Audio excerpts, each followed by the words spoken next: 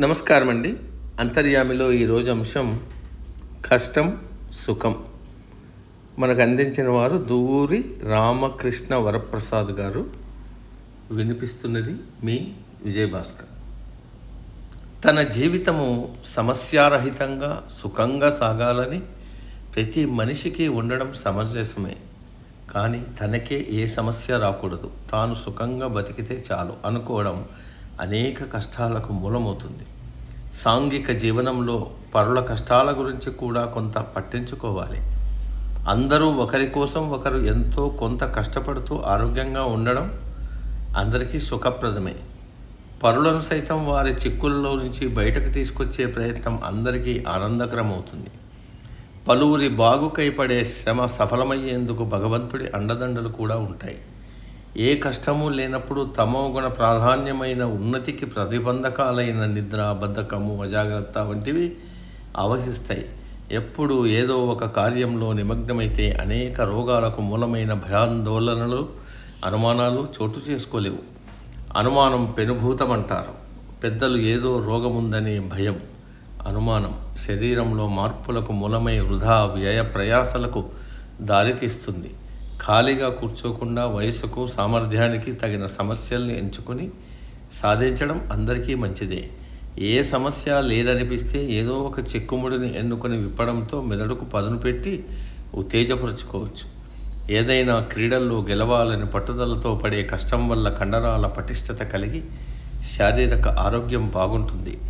ఏ విధమైన కష్టం లేకుండా జీవించాలనుకునే వారిని సమాజం హర్షించదు.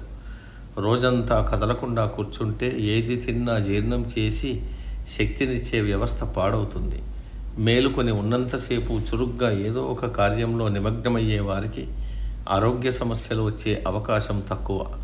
శారీరకంగా శ్రమించే వారికి అదే వ్యాయామంగా ఉపకరిస్తుంది. ఆ రోజు ఏదో సాధించామన్న తృప్తి కూడా కలుగుతుంది. చిన్నతనంలో పేదరికంతో జీవించిన వారికి రకరకాల సమస్యలు, వాటి పరిష్కారాల గురించి అవగాహన కలుగుతుంది. అలా పెరిగిన వారు పరుల శారీరక, మానసిక కష్టాలను సైతం అర్థం చేసుకోగలరు.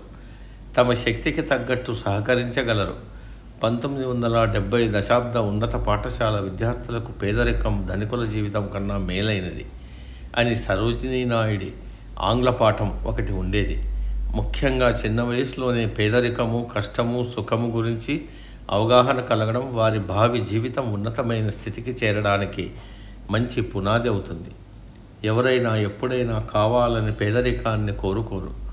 అయినా తమ సంతానానికి చిన్నప్పుడే పేదరికం ఎలా ఉంటుందనే జ్ఞానాన్ని కలిగించడం వారి శ్రేయస్సు కోరే పెద్దల కర్తవ్యం. పెంపకంలో అడిగినదల్లా ఇవ్వడం వల్ల వారికే నష్టం చేసినట్లవుతుంది. జీవితంలో కావాలి అనుకున్నది ఏది కాకపోయినా, కోరినది ఏది దొరకకపోయినా ఆత్మన్యూనతకు లోనై తమ జీవితాలకే తామే నష్టం చేసుకోవచ్చు.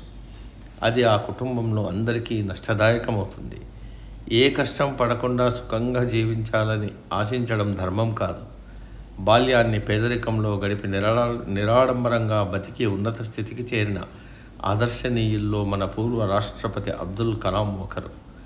ఏ కుటుంబమైనా, సమాజమైనా, దేశమైనా కష్టపడి పైకి వచ్చిన వారి ఉనికితో, నాయకత్వంతో సాగినప్పుడు లోకంలో ఉన్నతమైనదిగా గౌరవం పొందుతుంది.